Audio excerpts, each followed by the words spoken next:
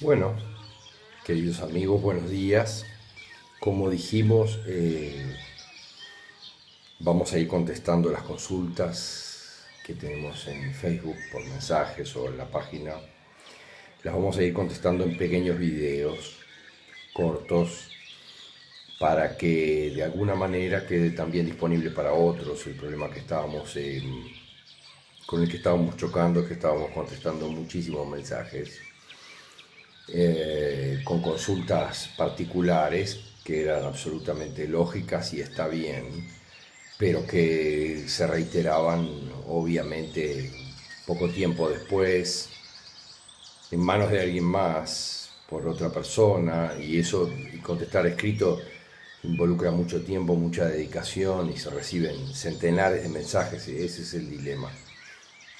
Entonces vamos a empezar a contestarlos de esta manera y vamos a incluir de repente en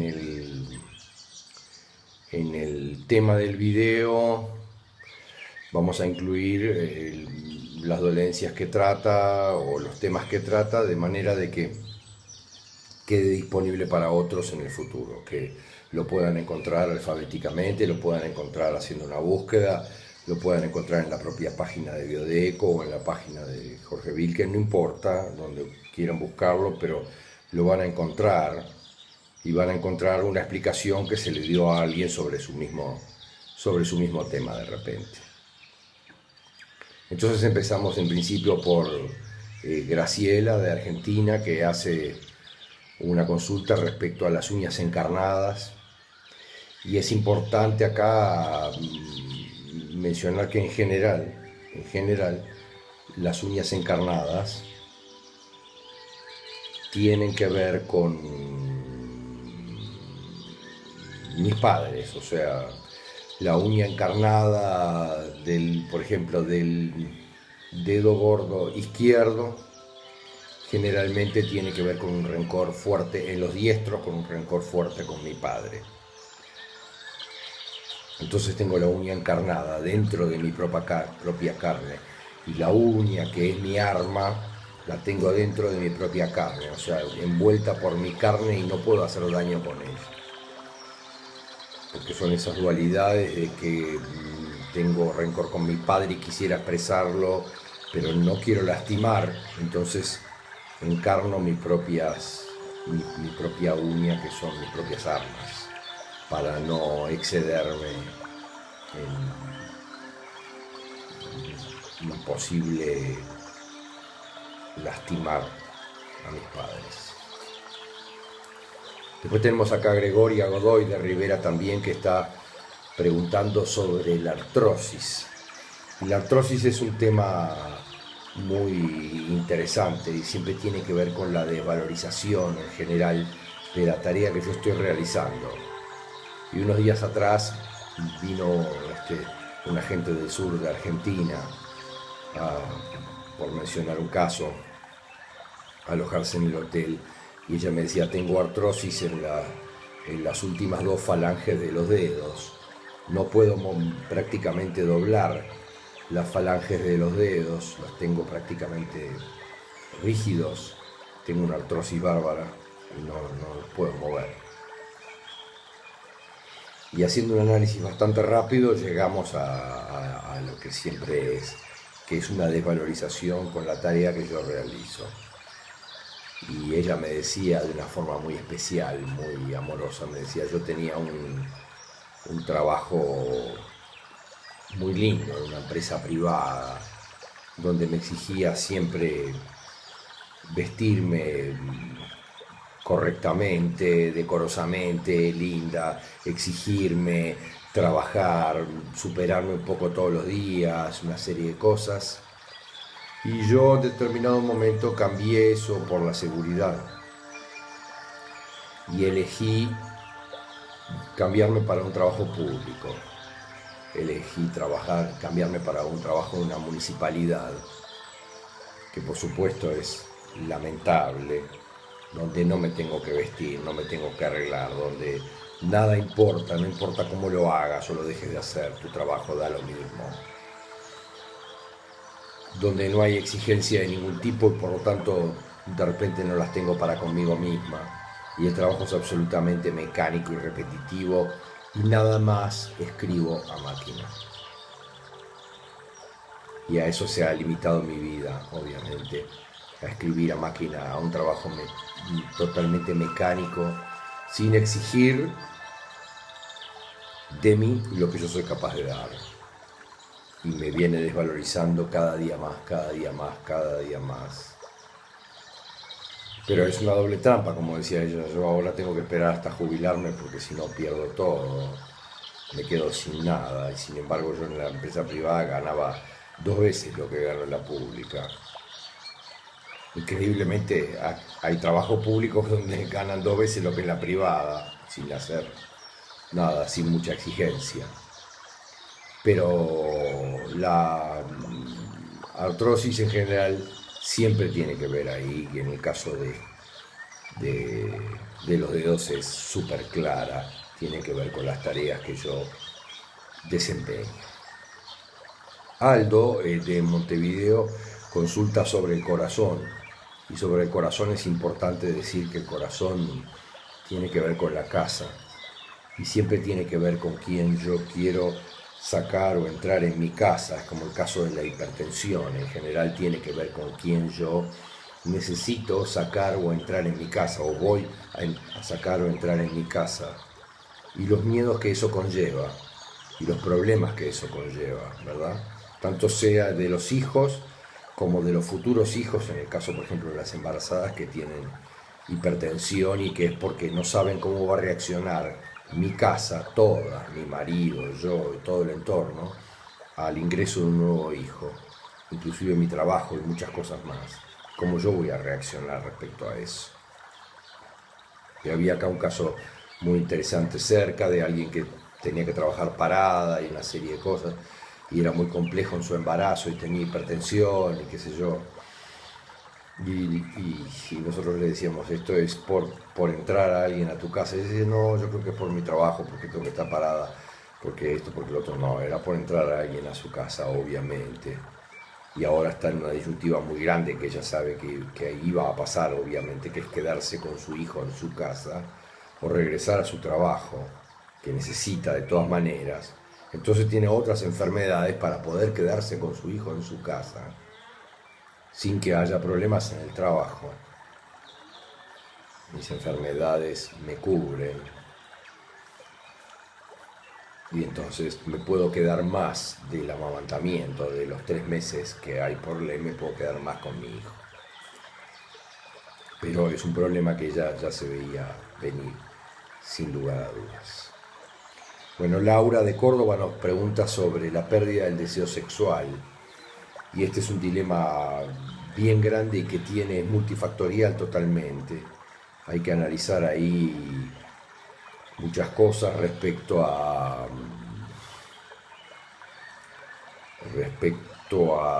los ancestros, respecto a los dobles que pueda haber encubiertos o simbólicos en mi vida, aquellos que nosotros decimos que muchas veces yo genero dobles de una manera o de otra. Y por supuesto me emparejo con dobles. Y bueno, y después de repente tengo reacciones simbólicas para con esos dobles, ¿verdad? Porque puede haber habido, por ejemplo, un padre que era muy dominante en mi vida y muy importante en mi vida. Y yo decido, subconscientemente busco dobles de mi padre para tener ese apoyo cerca y esa seguridad. Pero después terminan siendo dobles de mi padre. Y como son dobles de mi padre, obviamente no quiero sexo con mi padre. Ese es todo un tema. Y de ese tipo hay varios. Tenemos que buscar un poco más. Laura, un poco más de información para ver qué podemos encontrar. Bueno, Eli Gorena de Argentina nos pregunta sobre los ataques de pánico, igual que Patricia Santi de Merlo. Los ataques de pánico también tienen mucho de transgeneracional. Hay que analizar qué pasó. Y para eso es muy fácil, por ejemplo, recurrir a algún ejemplo. Una paciente que vino a consulta había sufrido la pérdida de su hermano unos 12 años atrás, en un accidente de tránsito cerca de su casa, a 2 cuadras de su casa. Había perdido a su hermano 12 años atrás, en el mes de julio. El problema es que se nos hace imperceptible estas cosas. Y 2 años atrás, a los 10 años, en el mes de julio, y en la misma fecha del mes de julio, ella no se anima a salir de su casa.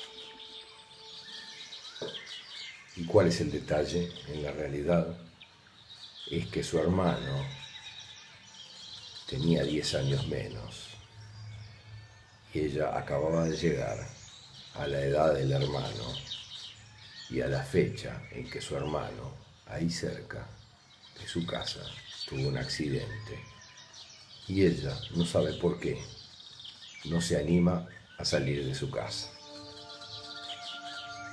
Hasta que lo entendió. Obviamente, al otro día no tuvo ningún problema en salir de su casa nuevamente y comprender que solo era un miedo a que volviera a pasar aquello que pasó con mi hermano y que fue muy traumático, muy doloroso, y que por supuesto yo no quiero que pase conmigo, porque a esta altura yo tengo 2 hijos y tengo un montón de responsabilidades de las que nadie se va a hacer cargo si no me hago yo.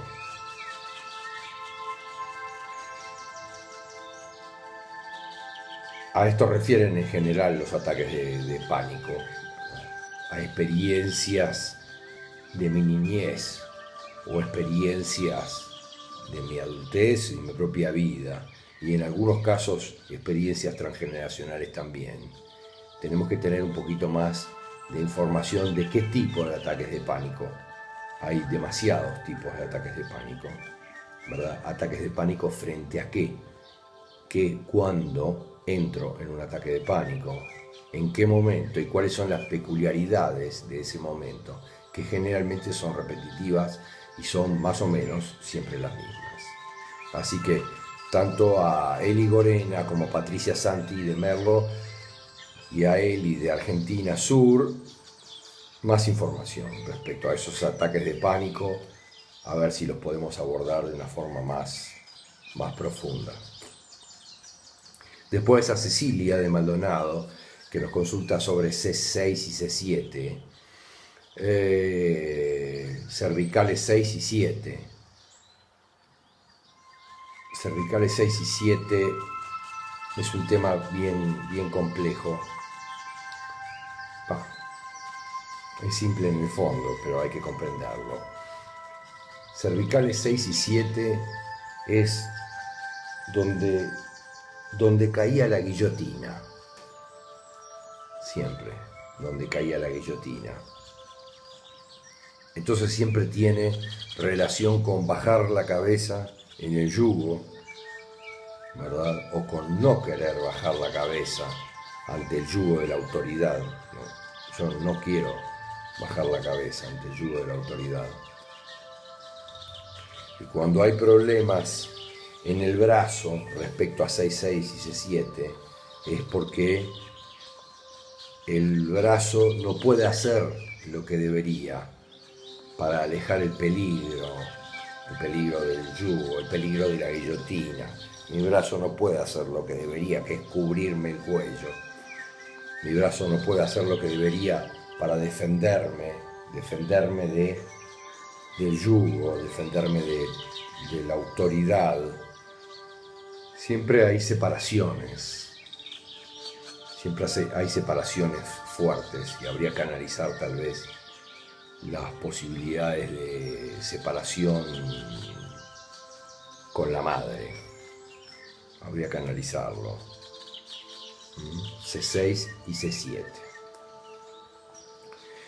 Después está también Cintia de Montevideo, que nos consulta sobre el eczema. Dice que ella tiene un eczema en la piel desde chica y que ahora sus hijas también lo tienen. Está practicando lo que nosotros decíamos de hablarles a sus hijas para que no lo tengan, pero obviamente ella tiene que sanarlo en definitiva en ella misma para que sus hijas tampoco lo tengan. Y es importante entender que el eczema siempre es una separación, siempre tiene que ver con una gran separación, alguna separación de algún tipo. Ahora, para tener un poco claro de qué se trata, deberíamos de saber dónde es el eczema. Porque, por ejemplo, si nos refiriéramos a lo que recién decíamos del yugo, si el eczema es en esta parte del brazo, la externa, siempre tiene que ver con la defensa, con que yo me estoy defendiendo de alguien y por eso me estoy separando de ese alguien. Así que a Cintia de Montevideo un poco más de información respecto a dónde está localizado la eczema, porque hay eczemas muy particulares, ¿verdad? En las axilas hay eczemas particulares, en las rodillas, en la parte de atrás de las rodillas, hay eczemas particulares alrededor del ombligo, miren qué simbólico, ¿verdad? Hay eczemas particulares de varios tipos y eso es lo que hay que analizar. Después alguien consultaba también sobre neuralgia del trigémino, sobre el trigémino.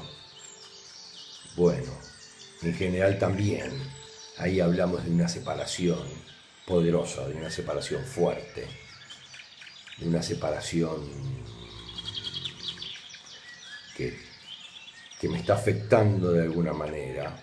Y esa separación tiene en general tres partes, por decir así, de acuerdo a donde se vivencie ese dolor, esa neuralgia. Si se vivencia a nivel superior, acá más en la parte alta de la cara, tendrá que ver con mi padre.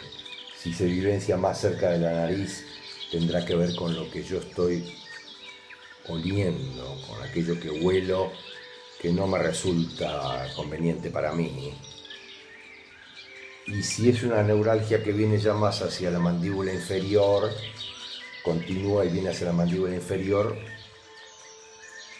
tiene que ver con mi hablar, tiene que ver con lo que no puedo o no quiero decir. Así que vamos a continuar con este sistema de evacuar rápidamente en un video corto como este, 17, 18, 19, 20 minutos, unas cuantas consultas para que eso esté disponible para todos. Gracias.